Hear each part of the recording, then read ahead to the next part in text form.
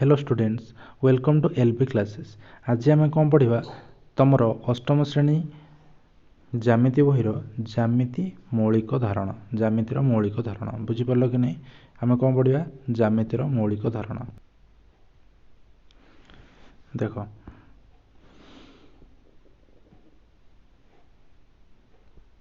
कौन पढ़ा ताले ज्यामितिर मौलिक धारणा। प्रथम देख प्रथम कौन देख ज्यामिति शब्दटा कौटू आस। ज्यामिति शब्द जिओमेट्री, जिओमेट्रीटा कौन आस प्रथम है जिओ आउ मेट्रोन शब्द आसी गोटे जिओ जिओ आउटा मेट्रोन। तुम पढ़ी जिओग्राफी। जिओग्राफी जिओग्राफी माने कौन जान? जिओ और ग्राफी। जिओ माने कौन? पृथ्वी। ग्राफी माने कौन?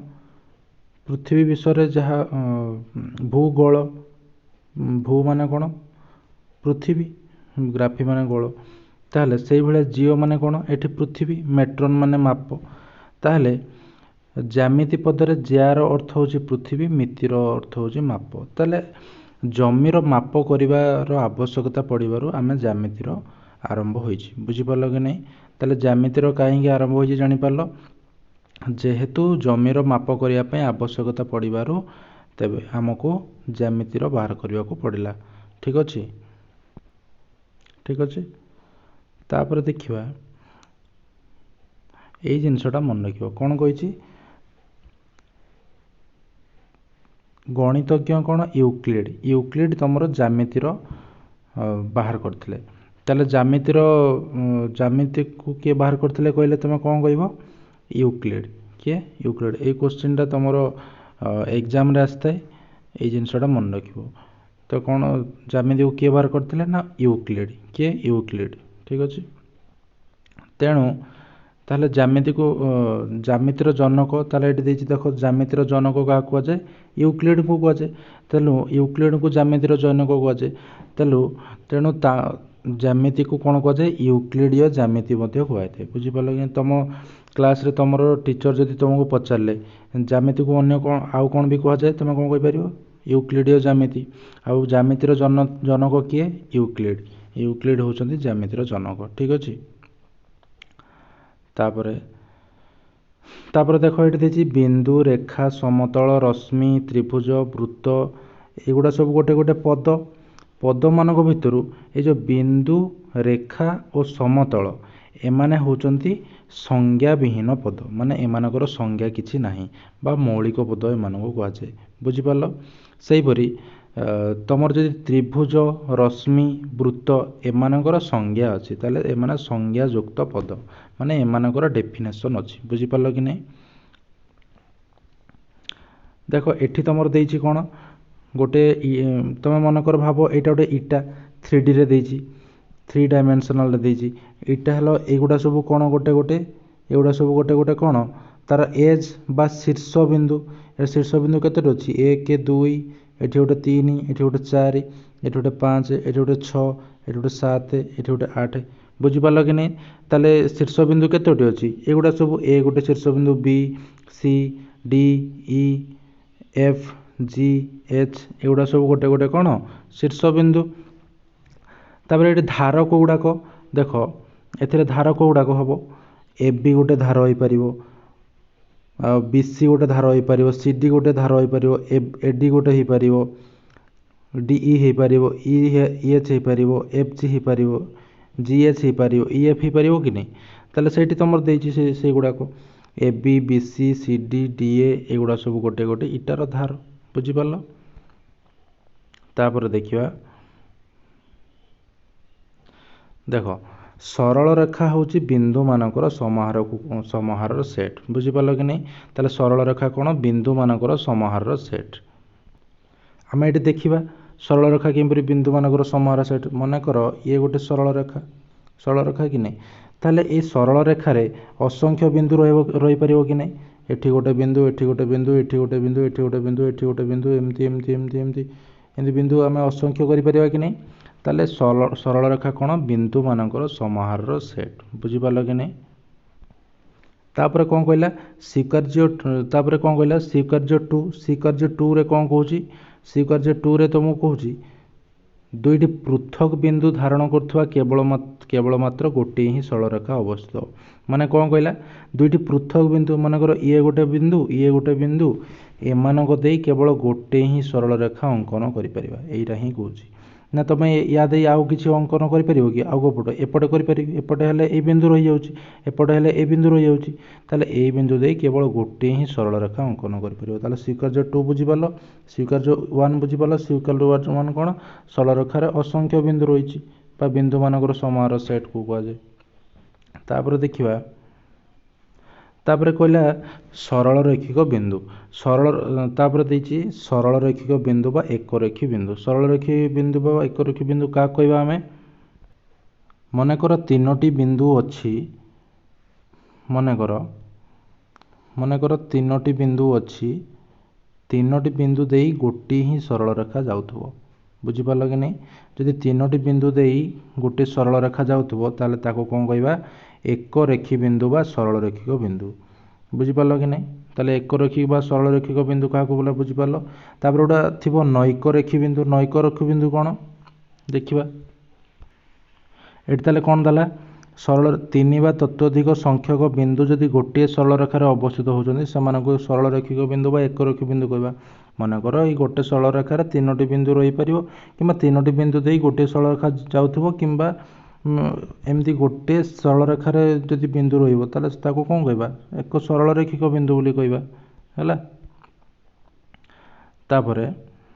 तापर देख जो बिंदु गुड़िक गोटे सरल रेखार न था से नैक रेखी बिंदु बा अणसरल रेखिक बिंदु बोली कहवा ताले कौन कहला जदि बिंदु गुड़िक एमती गोटे बिंदु सॉरी मनकर एठी गोटे बिंदु एठी गोटे बिंदु एठी गोटे बिंदु एठी गोटे बिंदु एमती अच्छी ताले ए दुटा बिंदु दे सरल रेखाटा गला किंतु ए दुटा बिंदु रहीगला कि नहीं ताले माने ए चारोटी बिंदु एक सरल रेखार रहिले कि रहिले नहीं तेलु जो सब बिंदु गुड़िक एक सरल रेखार न था से नैक रेखी बा अणसरल रेखिक बिंदु बोली कही एमानकु ताले कौन कहबा अणसरल रेखिक बिंदु बुझिपारल कि नहीं ठीक अच्छे तापर कहला समतल समतल स्वीकार्य 3 मन रख स्वीकार्य 3 कौन कहूँ समतल होची बिंदु मानकर समारोह मानकर ये गोटे समतल समतल एपटे असंख्य बिंदु रही पारिबो कि नहीं ताले सरल समतल गोटे असंख्य बिंदु मानकर समारोह सेट हो पारला कि नहीं ठीक अच्छे तापर स्वीकार्य 4 कौन कहला जेकोसी तीनोटी बिंदु नैक रेखी बिंदु देई मात्र गोटे समतल अवस्थित ठीक अच्छे ताले मन रखियो ताले गोटे समतलर नामकरण से समतल थिबा कौन से समतल थिबा जेकोसी तीन गोटी नैक रेखी बिंदु साहाय्य कराई थाए ये जिनसटा मन रखियो ठीक अच्छे तापर कहला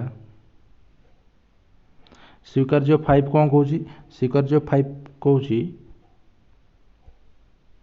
स्वीकार्य 5 कौन कहूँ स्वीकार्य 5 कहूँ एक समतलस्थ दुई पृथक बिंदु को धारण कर सरल रेखा उक्त समतल अवस्थित बुझिपार कि नहीं एक समतलस्थ दुई पृथक बिंदु को धारण कर सरल रेखा ताले से समतल अवस्थित है ये देख मनकर एटा गोटे समतल समतलर नाटा है पी समतल मनकर ए गोटे बिंदु आ गोटे है बी गोटे बिंदु ए बी बिंदु दे गोटे सरल रेखा रोची ताले ए बिंदु बी बिंदु पी समतल रहा कि नहीं ताले सहीटा कही ए जदि गोटे पी गोटे समतल ए गोटे बिंदु हुए बी गोटे बिंदु हुए ताले ए बिंदु और बी बिंदु दे सरल रेखा पी समतल अवस्थित है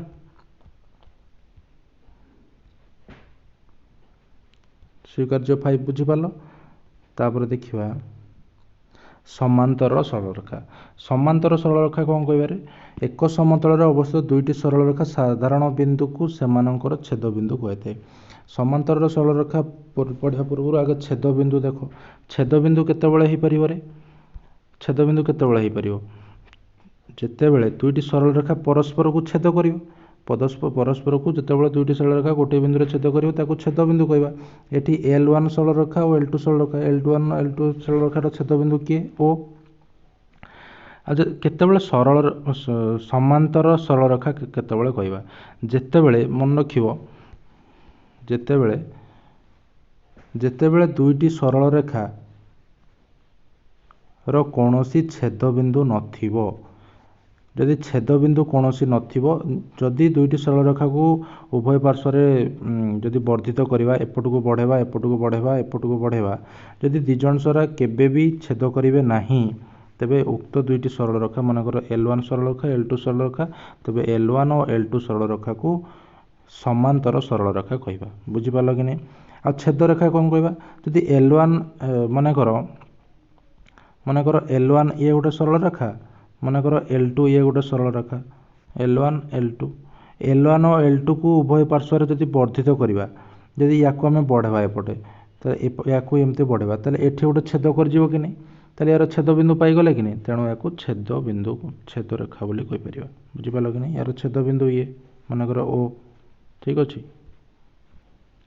तापर किसी क्वेश्चन देछि देखो एक समतल रे अवस्थित दुईटी सरल रेखार अति बेसी रे केतोटी छेदबिंदु रहिबे केतोटी छेदबिंदु रहि परिबे अति बेसी रे दुईटी सरल रेखार केतोटी गोटी ही छेदबिंदु रहिबे एक समतल रे अवस्थित तीनोटी सरल रेखा परस्पर को अति बेसी रे केतोटी छेदबिंदु करि परिबे तीनोटी सरल रेखा कहिछि एठी देखिबा तीनोटी सरल रेखा मनकर तीनोटी सरल ये गोटे सरल रेखा हला ये गोटे सरल रेखा ये गोटे सरल रेखा तार तीनोटी सरल रेखा है कि नहीं तीनोटी सरल रेखा अति बेसी केतोटी बिंदु छेद करेंगे ये गोटे बिंदु है ये गोटे बिंदु है ये गोटे बिंदु है आउ आम छेद कर कि छेद कर मनकर से कह अति कम रे तीनोटी सरल रेखा केतोटी ताले अति बेसी केतोटी सरल रेखा केतोटी बिंदु हो पार अति बेसी गोटे ही बिंदु हो पार अति कम रे यदि अति बेसी कह तीनोटी हम बुझिपार कि नहीं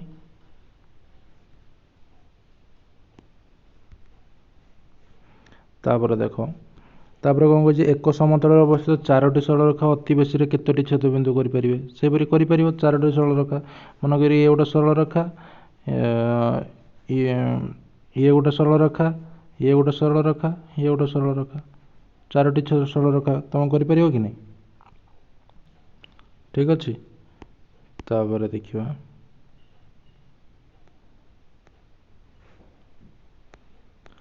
तापर देख दूरता दूरता कौन कही ये देख देजी ये जिनसा मन रख कौन कही गोटे समतल थिबा बिंदु जोड़ा गुड़िक गोटे गोटे अण ऋणात्मक वास्तव संख्या सह संपृक्त जहाँ को बिंदु द्वय मध्यस्थ दूरता कहुए दुई बिंदु मध्यस्थ दूरता उपर निर्भर करी एक सरल रेखार बिंदु समूह और वास्तव संख्यार सेट एक विशेष प्रकार संपर्क संभव हुए देख आम देखा ये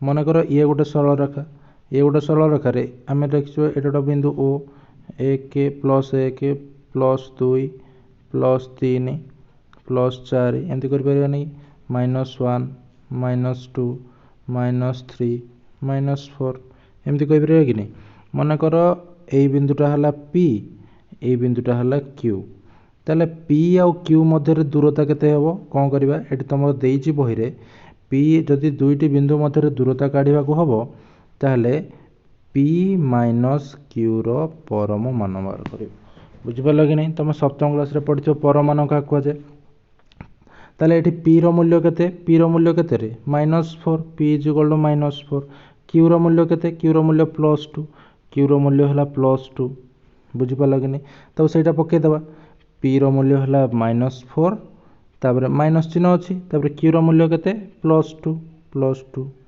है ताले कौन हम -4 प्लस माइनस कौन हम -2 ताले -4 -2 केते हेबो -6 रो परमान केते हेबो से 6 हो बुझिपार कि नहीं सब बेले परमानर मूल्य है प्लस रे आसीबो कौन पाई दूरता केबे भी नेगेटिव हो पारिबो नाही बुझिपार कि नहीं ठीक अच्छे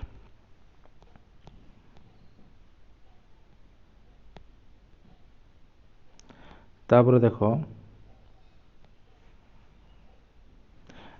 दुई बिंदु मध्यस्थ दूरता ये कही देख दुई बिंदु मध्यस्थ मनकर वास्तव संख्या पी आउ क्यू है जदि पी आउ क्यू दूरता केमती करिया P minus Q Parman P minus Q Parman P मूल्य जहाँ देथियो क्यू मूल्य जहाँ देथियो तुम से कर ये मनकर देछि देख पी मूल्य है -4 क्यू मूल्य +5 ताले केमती करिया पी मूल्य पकईदे -4 तापर माइनस कौन 5 କିଛି ଚିହ୍ନ ନାହିଁ ତାହେଲେ 5 -4 -5 କେତେ -9 -9 ପରମାନ +9 ବୁଝିପାରିଲ କି ନାହିଁ।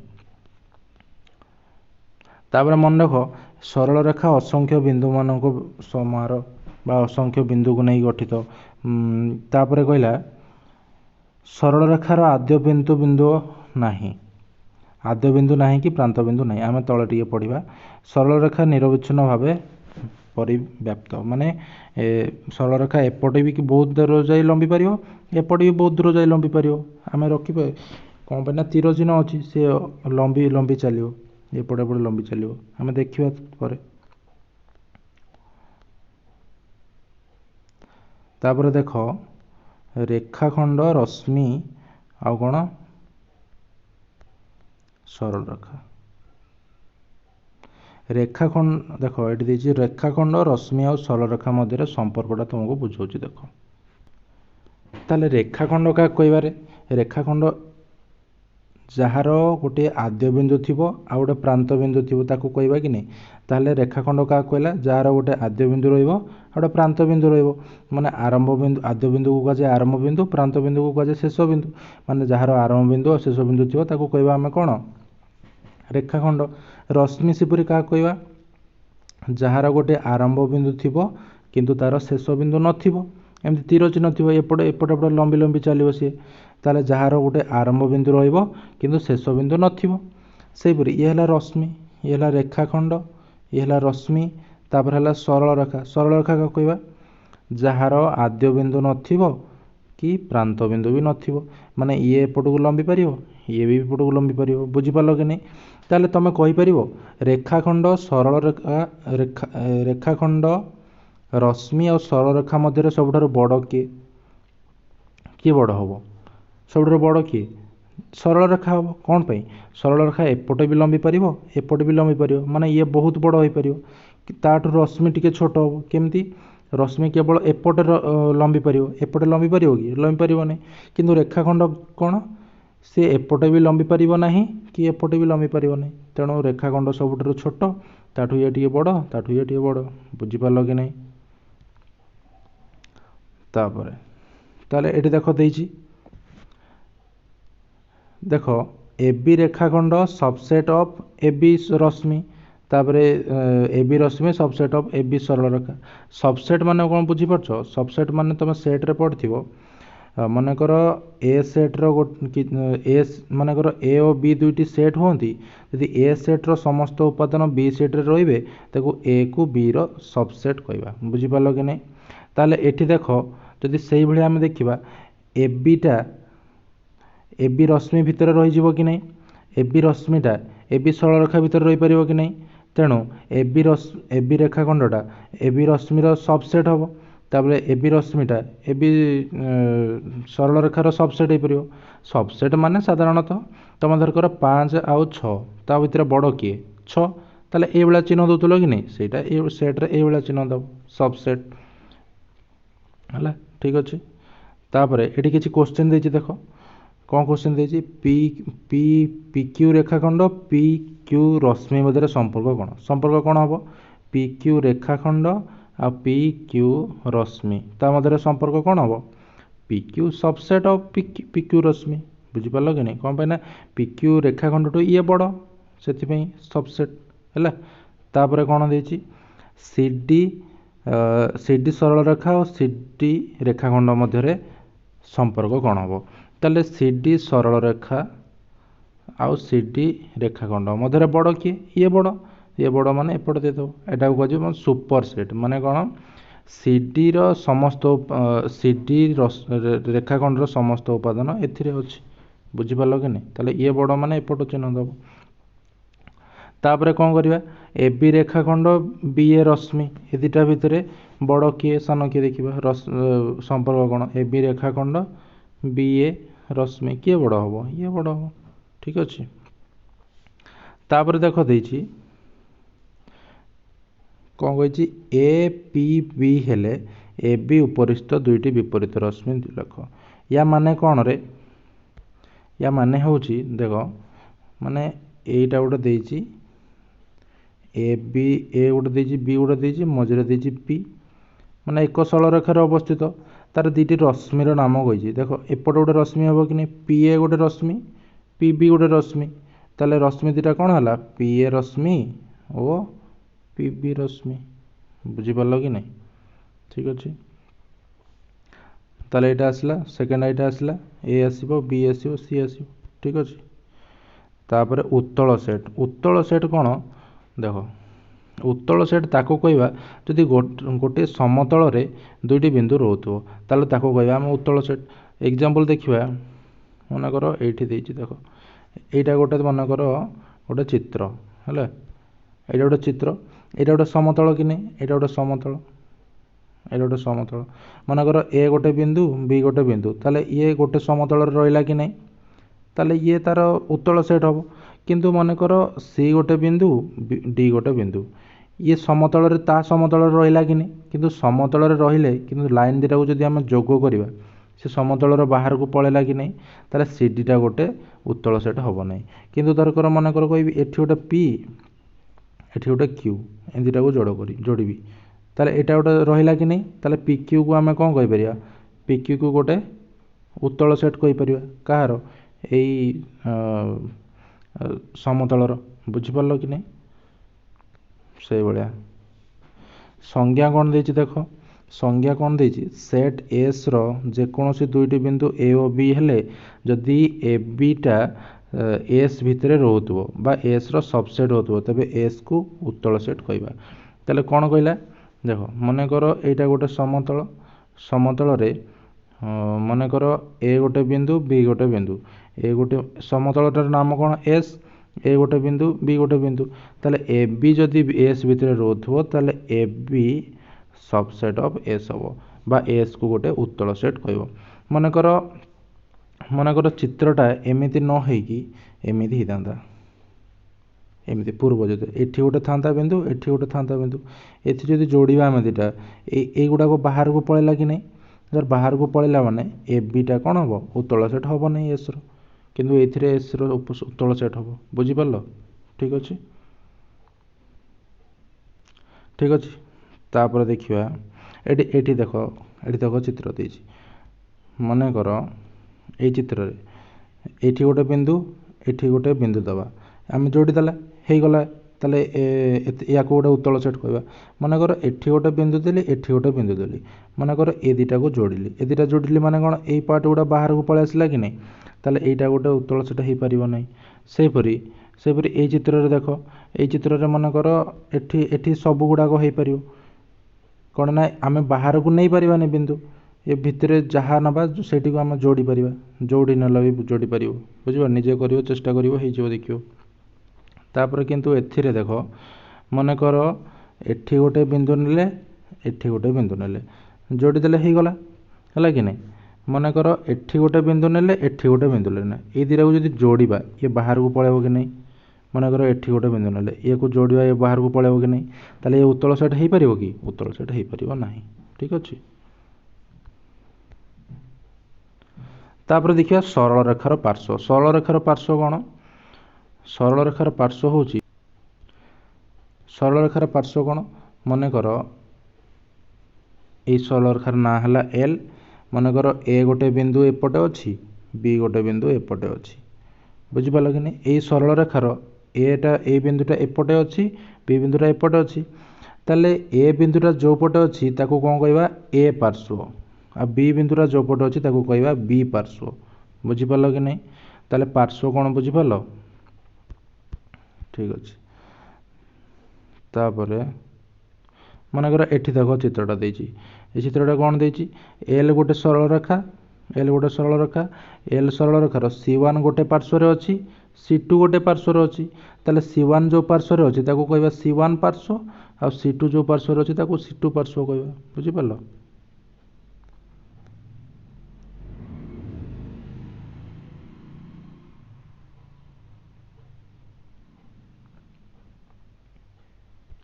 ତାପରେ ଦେଖିବା ଦେଖ ସମତଳର ବିଭାଜନ। ସମତଳର ବିଭାଜନ କ'ଣ କରିବାରେ, ଦେଖ ସମତଳ ବିଭାଜନ କେମିତି କରିବା। ଏଠି କ'ଣ ଦେଇଛି, ମନେକର ଏଲ୍ ରେଖାଟି ପି ସମତଳରେ ଅବସ୍ଥିତ, ସମତଳର ଯେଉଁ ବିନ୍ଦୁ ଗୁଡ଼ିକ ଏଲ୍ ସରଳରେଖାରେ ନାହାନ୍ତି ସେଗୁଡ଼ିକୁ ଦୁଇଟି ସେଟ୍ର दुईटी सेट C1 और C2 रे अंतर्भुक्त होइथांती। C1 और C2 प्रत्येक गोटे गोटे उत्तल सेट आउ दुईटी पृथक बिंदु ए और बी यथाक्रमे C1 और C2 सेट रे रहिले ए बी सरल रेखा एल सरल रेखा को छेद करिवो। देखो बुझिबा आमे मनकर एटा गोटे समतल ए समतल ना कोन देछि पी देछि तापर दुईटी कोन कहिछि दुईटी बिंदु ए बी देछि सरल रेखा सॉरी एल सरल रेखा लेछि एल मनकर एटा गोटे सरल रेखा ना देछि एल सरल रेखा तापर कहिछि दुईटी जो बिंदु गुडी को एल सेट रे न रहिबो ताको कोन कहबा मनकर बिंदु नाही C1 गोटे नाही C2 गोटे नाही एटा अलगा सेट मनकर ए सेट रो गोटे बिंदु हला ए सेट रो बिंदु गोटे C2 सेट रो गोटे बिंदु बी मनकर ए और बी को जदि हमें जोग करिबा तबे ए बी एल सरल रेखा को कौन करिवो एल सरल रेखा को छेद करिवो एटा कहिछि।